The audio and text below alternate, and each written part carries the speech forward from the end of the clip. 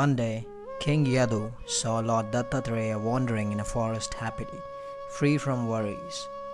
King Yadu was surprised and curious. So, with humbleness, the king asked the sage, "Why do you live in the forest, despite you look capable and wise? Also, how could you be so blissful and content, even though you have no family, nor any loved ones? Further, what is the secret of your happiness, and who taught you these? What is the name of your guru?" Lord Dattatreya answered Yadu's questions, to which he replied, "Self-realization. It is the cause for all my bliss and contentment. My guru is soul, yet the whole creation is responsible for the wisdom I have gained. Therefore, I shall elaborate my 24 individual gurus among the whole of creation. My gurus are earth, water, air, fire, sky, moon, sun, pigeon, python, ocean, moth, bee, honey gatherer, elephant, deer, fish, dancing girl Pingala, raven, child, maiden, serpent, an arrow maker, spider, and a beetle. I learnt patience in doing good things to others on the earth, for it endures every injury man commits on its surface, and yet it does him good by producing crops, trees, etc. From water, I learned the quality of purity. Just as the pure water cleanses others, so also the sage, who is pure and free from selfishness, lust, egoism, anger, greed, etc., purifies all who come in contact with him. Air, though moving everywhere, never gets attached to anything.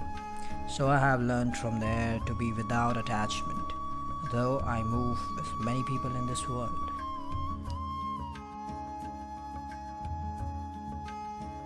Just as fire burns bright, so also the sage should be glowing with the splendor of his knowledge and taps. The air, the stars, the clouds, etc. are all contained in the sky, but the sky does not come in contact with any of them. I have learned from the sky that the Atma, or the soul, is all-pervading, and yet it has no contact with any object. The moon is in itself always complete, but appears to decrease or increase on account of the varying shadow of the earth upon the moon. I have learned from this that the Atma is always perfect and changeless, and that it is only the upadhis or limiting adjuncts that cast shadows upon it. Just as the sun reflected in various spots of water appears as so many different reflections, so also Brahman appears different because of the upadhis caused by the reflection through the mind. This is the lesson I learned from the sun. I once saw a faller spread a net and caught some pigeons. The mother pigeon was very much attached to her children. She did not care to live, so she fell into the net and was caught.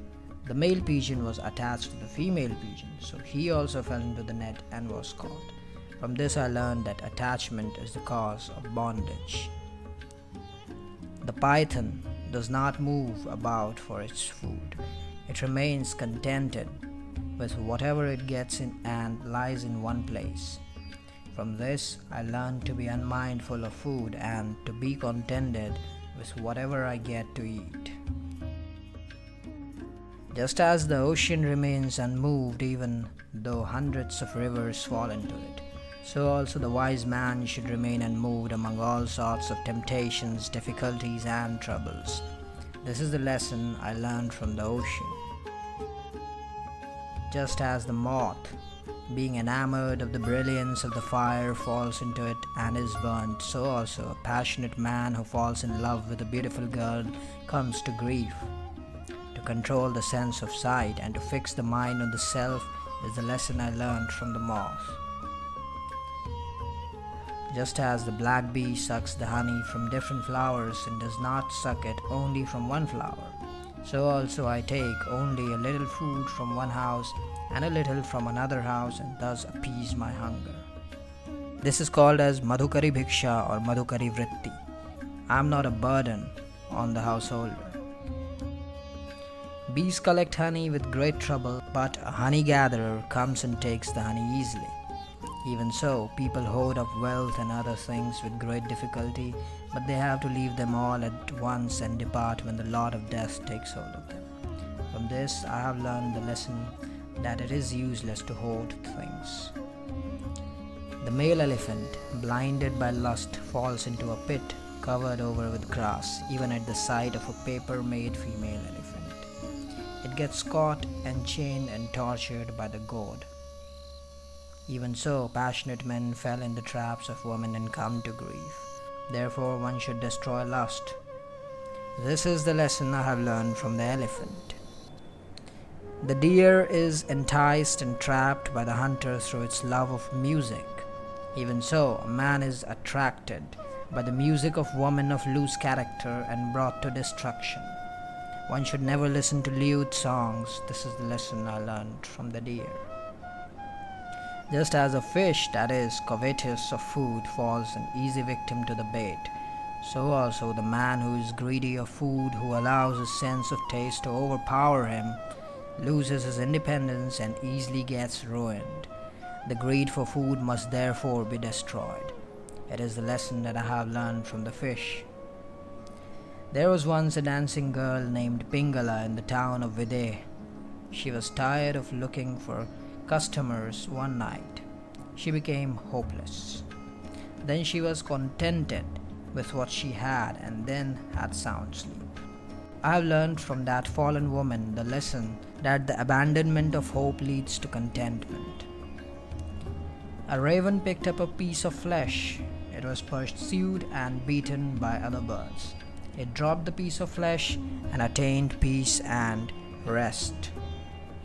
From this I have learned the lesson that a man in the world undergoes all sorts of troubles and miseries when he runs after sensual pleasures, and that he becomes as happy as the bird when he abandons the sensual pleasures. The child who sucks milk is free from all cares, worries, and anxieties, and is always cheerful. I've learned the virtue of cheerfulness from the child. The parents of a maiden had gone in search of a proper bridegroom for her. The girl was alone in the house. During the absence of the parents, a party of people came to the house to see her on a similar object in reference to an offer of marriage. She received the party herself. She went inside to husk the paddy. While she was husking the glass bangles on both hands made tremendous jingling noise. The wise girl reflected thus: the party will detect by the noise of the bangles that I am husking the paddy myself, and that my family is too poor to engage others to get the work done. Let me break all my bangles except 2 on each hand. Accordingly, she broke all the bangles except 2 on each hand. Even these 2 bangles created much noise. She broke 1 more bangle of each hand. There was no further noise, though she continued husking. I have learned from the girl's experience the following: living among many would create discord, disturbance, dispute, and quarrel. Even among 2 there might be unnecessary words of strife.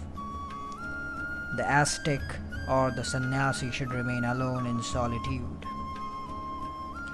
A serpent does not build its hole, it dwells in the holes dug out by others. Even so, an ascetic or a sannyasi should not build a home for himself. He should live in the caves and temples built by others. This is the lesson that I have learned from the snake. The mind of an arrow maker was once wholly engrossed in sharpening and straightening an arrow. While he was thus engaged, a king passed before his shop with his whole retinue. After some time, a man came to the artisan and asked him whether the king passed by his shop. The artisan replied that he did not notice anything. The fact is that the artisan's mind was solely absorbed in his work, and he did not know what was passing before his shop. I have learned from the artisan the quality of intense concentration of mind. Spider pours out of its mouth long threads and weaves them into cobwebs. It gets itself entangled in the net of its own making. Even so, man makes a net of his own ideas and gets entangled in it. The wise man should therefore abandon all worldly thoughts and think of Brahman only. This is the lesson I have learned from the spider. The Bhringi or the beetle catches hold of a worm, puts it in its nest, and gives it a sting.